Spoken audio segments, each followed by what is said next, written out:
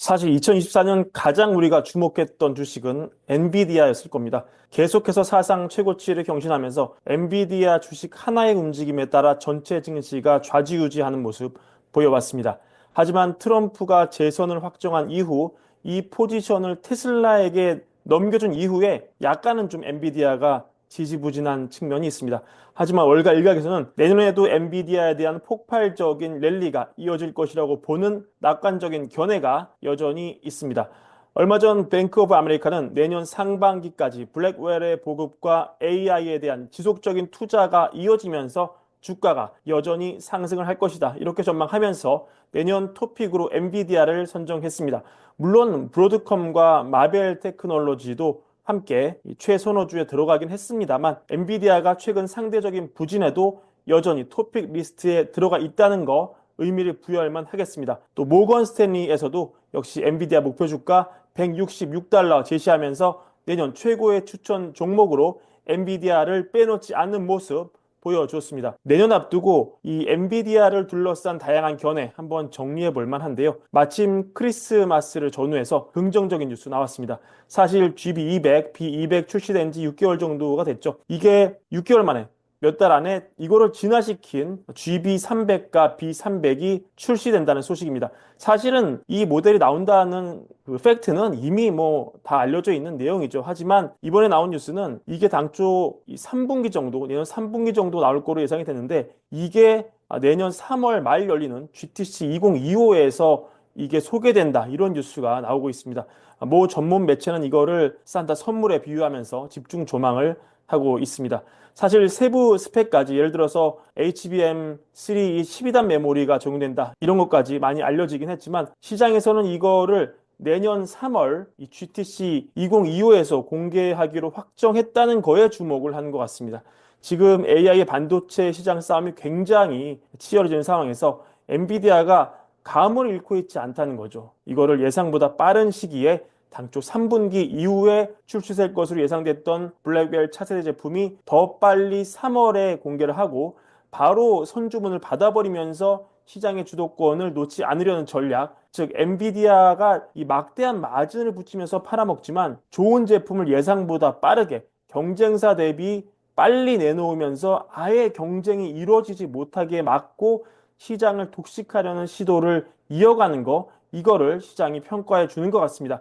사실 엔비디아 주가는 그냥 평범한 퍼 같은 지표를 적용하기에는 이미 밸류가 상당히 떠 있는 상황이기 때문에 이렇게 시장을 싸그리 다 먹는 전략이 앞으로도 유지가 되는 전제로 주가가 더 폭발적으로 오를 수 있는 것이죠. 근데 이번 엔비디아 행보를 보니 감을 잃지 않았다. 지금 행보를 보니까 뭐가 핵심인지를 안다. 주가가 오르려면 뭘 해야 하는지를 안다. 이런 점을 시장이 평가할 수 있는 대목으로 볼 수 있겠습니다. 반면에 엔비디아 주가를 좀 우려 섞인 눈으로 볼 수 있는 대목도 여전히 남아 있습니다.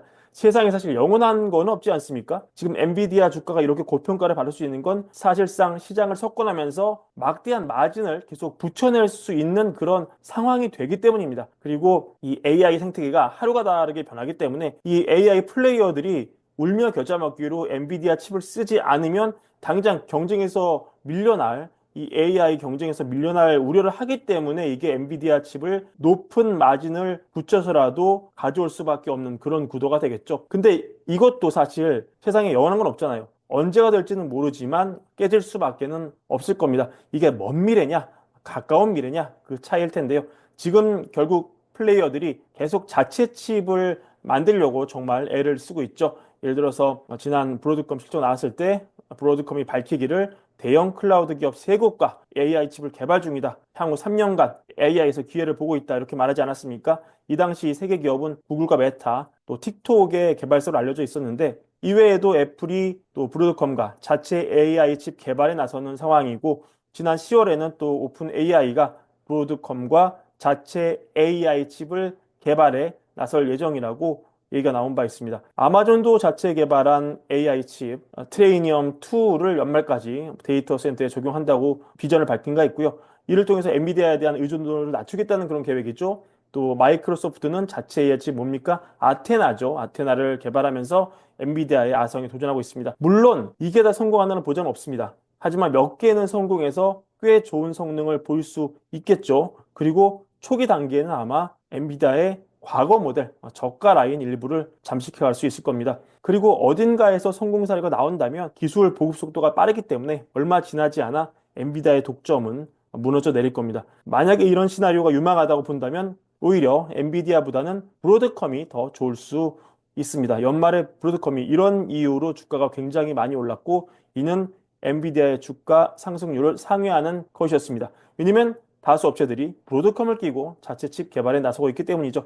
하지만 이걸 막기 위해서 엔비디아는 또 이 소프트웨어와 하드웨어를 통합하면서 잠김 효과, 즉 한 번 엔비디아 칩을 쓰면 다른 거를 못 갈아타게 계속 이 장치를 만들고 있는데요. 정말 흥미롭습니다. 앞으로 어떻게 이 생태계가 흘러갈지. 다만 분명한 것은 이 사이클이 조만간 끝나진 않을 것이고 적어도 엔비디아와 브로드컴 둘 중 하나는 훨씬 더 성장할 여력이 남아 있다는 점입니다. 이런 점 투자에 참고하시고 내년 전망 바라보시면 좋을 것 같고요. 그러니까 우리가 시장이 무너진다고 매크로 측면에서 보지 않으신다면 여전히 우리 포트폴리오 일부는 브로드컴 혹은 엔비디아는 일정 부분 들어있는 게 맞다. 이런 게 월가의 평가라고 볼 수 있고요. 앞으로도 이런 사이클은 단기간 내 지진 않는다. 이게 월가의 주류 의견이라는 점 챙겨가시면 좋겠습니다. 오늘 영상 이것으로 마무리하고요. 월가일보 구독과 좋아요, 많은 사랑도 함께 부탁드립니다. 감사합니다.